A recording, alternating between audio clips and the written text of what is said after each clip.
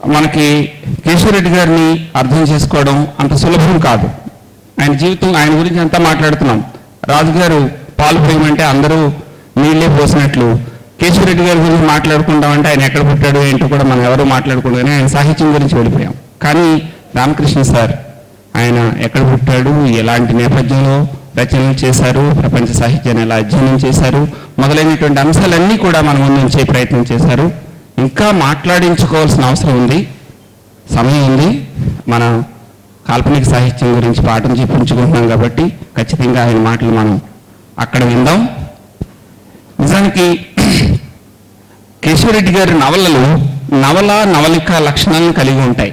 కొన్ని నవలలు ఉంటాయి, కొన్ని నవలిక లక్షణాలను కలిగి ఉంటాయి. అంతేకాకుండా ఈయన పాత్రలు చాలా తక్కువ పాత్రలు ఉండడం ఈయన నవల్లో కనిపించే ఒక అంశం. మనకి ఆర్కే నారాయణ నవల్లో మనకి మాల్గుడి అనే ఒక గ్రామం సృష్టించినట్టే ఈయన మనకి బైరాగి పాత్రని సృష్టించాడు. అదొక విశిష్టత.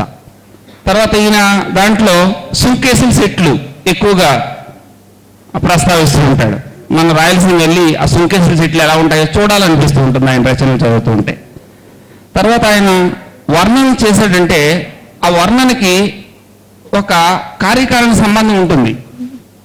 ఈ రచయిత చేసినా ఉంటుంది, కానీ కేశవరెడ్డి గారు చేసినటువంటి రచనకి ఇంకా ఉంటుంది.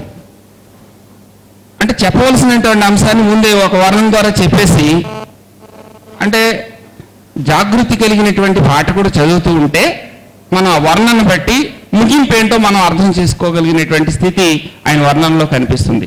పాత్రల్ని చిత్రించడంలో కూడా కనిపిస్తుంది. పాత్ర పరిణామాన్ని కూడా చాలా జాగ్రత్తగా తిరోగమన చైతన్యం నుంచి పురోగమన చైతన్యాన్ని, పీడిత వర్గాన్ని నడిపించే చైతన్యం ఆయన రచనల్లో కనిపిస్తుంది. తర్వాత వర్గ సంఘర్షణను ఎక్కువగా చిత్రిస్తూ ఉండి కింది వర్గాలకి ఆయన మద్దతును పలుకుతూ ఉంటాడు. తర్వాత ఇంకా ఈయన రీడబిలిటీ కోసం కొన్ని శిల్పపరమైనటువంటి అంశాలతో ఆయన నవలల్ని మన ముందుంచే ప్రయత్నం చేస్తారు.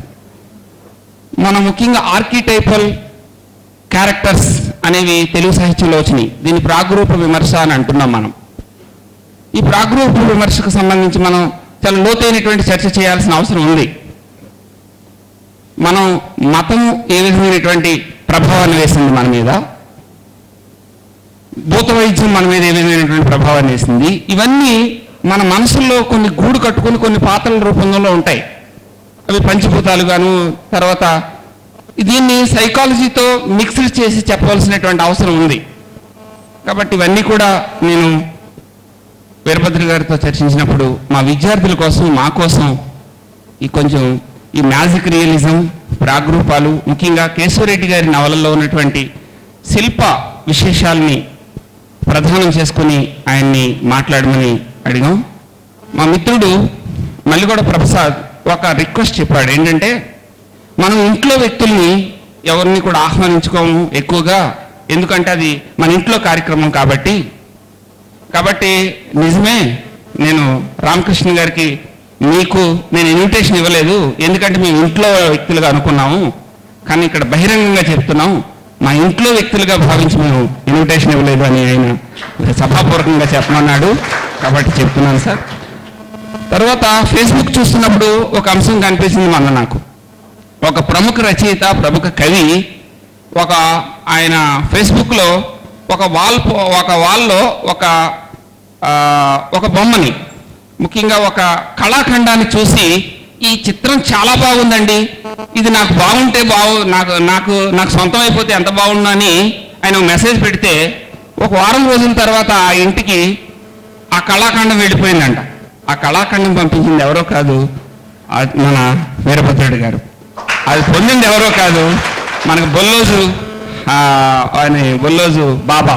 ఆయన మంచి ఆకుపచ్చని లోకం అని మంచి కవితా సంకలనాన్ని తీసుకొచ్చాడు. మంచి కవి, ముఖ్యంగా భావచిత్రాలని, ప్రతీకల్ని చాలా అద్భుతంగా పలికించగలిగినటువంటి కవి. అంటే ఒక కవి ఒక సౌందర్య తాత్వికవాడు. ముఖ్యంగా ఆయన రచనలు చదువుతుంటే ఒక తాత్విక సౌందర్యం మన ముందు ఉంచుతుంది.